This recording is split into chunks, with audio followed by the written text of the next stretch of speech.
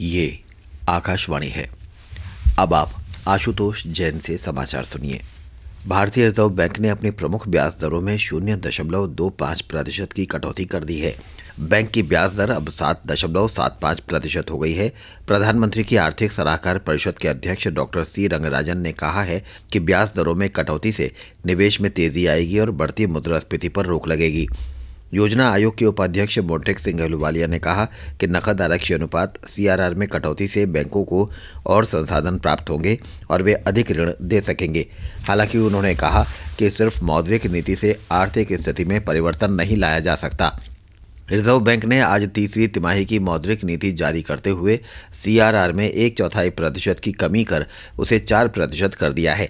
Bank ने विकास दर के बारे में अपने पहले के 5.8% के अनुमान में कटौती कर उसे 5.5% कर दिया। रिजर्व बैंक ने पहले मार्च के अंत तक मुद्रास्फीति की दर 7.5% रहने का अनुमान लगाया था, जिसे घटाकर अब 6.8% कर दिया गया है।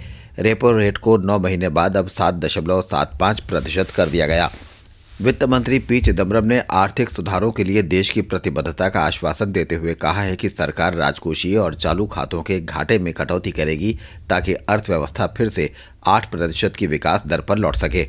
फ्रैंकफर्ट में प्रमुख यूरोपीय कंपनियों, बैंक और अन्य वित्तीय संस्थानों के लगभग 200 प्रतिनिधियों को संबोधित करते हुए वित्त मंत्री ने कहा कि देश की अर्थव्यवस्था सही रास्ते पर है।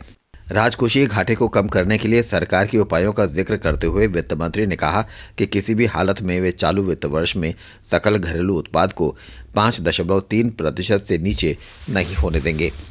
कर्नाटक में भारतीय जनता पार्टी के 13 विधायकों ने आज विधानसभा अध्यक्ष के.जी. बोपैया को अपने इस्तीफे सौंपे। बी.एस. येडियुरप्पा के समर्थक होने का दावा करने वाले इन विधायकों ने अपने त्यागपत्र 23 तारीख को भी अध्यक्ष को सौंपने का प्रयास किया था, लेकिन अध्यक्ष की अनुपस्थिति के कारण उन्हें आज तक इंतजार करना पड़ा। इन विधायकों ने राज्यपाल से अध्यक्ष की अनुपस्थिति के बारे में शिकायत भी की है। राजस्थान उच्च न्यायालय ने गुर्जर, राइका रवाड़ी, गाड़िया लोहार और बंजारा समुदायों को सरकारी नौकरियों में 4% अतिरिक्त आरक्षण देने के राज्य सरकार के फैसले पर रोक लगा दी है। इस मामले पर अंतिम सुनवाई अगले महीने की 19 तारीख को होगी। राजस्थान सरकार ने गुर्जर तथा 4 अन्य समुदायों को विशेष पिछड़ा वर्ग श्रेणी के तहत 4% आरक्षण का फैसला राज्य के अन्य पिछड़ा वर्ग आयोग की रिपोर्ट के आधार पर किया था। याचिकाकर्ता मनोज सोलंकी ने इस आदेश को चुनौती देते हुए कहा था कि इससे आरक्षण 54% तक हो जाएगा, जो उच्चतम न्यायालय के आदेश का उल्लंघन होगा।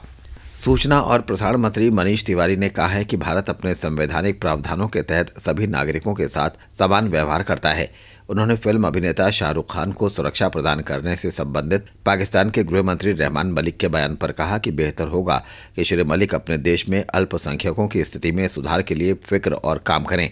गृह सचिव आर.के. सिंह ने भी कहा कि भारत अपने नागरिकों को सुरक्षा प्रदान करने में पूरी तरह से समर्थ है। कांग्रेस प्रवक्ता राशिद अल्वी ने श्री मलिक के बयान की निंदा की और कहा कि उन्हें भारत के आंतरिक मामलों में दखल नहीं देना चाहिए। उधर भारतीय जनता पार्टी ने भी श्री रहमान मलिक के बयान को बिन मांगी सलाह बताते हुए कहा कि इसे स्वीकार नहीं किया जा सकता। पार्टी प्रवक्ता राजीव प्रताप रूडी ने कहा कि पाकिस्तान को अपने देश के अल्पसंख्यकों के बारे में अधिक चिंता करनी चाहिए। बांग्लादेश की प्रधानमंत्री शेख हसीना ने आतंकवाद के खिलाफ अपने कड़े रुख को दोहराते हुए कहा है कि उनकी सरकार अपने यहाँ से किसी भी देश पर आतंकवादी हमलों की इजाज़त नहीं देगी। 2 दिन की बांग्लादेश यात्रा पर गए केंद्रीय गृह मंत्री सुशील कुमार शिंदे से मुलाकात के दौरान श्रीमती हसीना ने आज ढाका में ये बात कही। गृह मंत्री सुशील कुमार शिंदे ने बताया कि बांग्लादेश यात्रा के दौरान 2 समझौतों पर हस्ताक्षर किए गए हैं और उनकी ये यात्रा सफल रही है। राजधानी में विजय चौक पर बीटिंग रिट्रीट समारोह जारी है। इस आयोजन के संपन्न होने के साथ ही गणतंत्र समारोह का समापन हो जाएगा। आकाशवाणी से बीटिंग रिट्रीट समारोह की रेडियो रिपोर्ट आज रात 10 बजे प्रसारित की जाएगी। बॉम्बे स्टॉक एक्सचेंज में आज मुनाफा वसूली तेज रही और सेंसेक्स 112 घटकर 19,991 पर बंद हुआ। नेशनल स्टॉक एक्सचेंज का निफ्टी भी 25 अंक घटकर 6,050 पर आ गया। इसके साथ ही ये समाचार बुलेटिन समाप्त हुआ।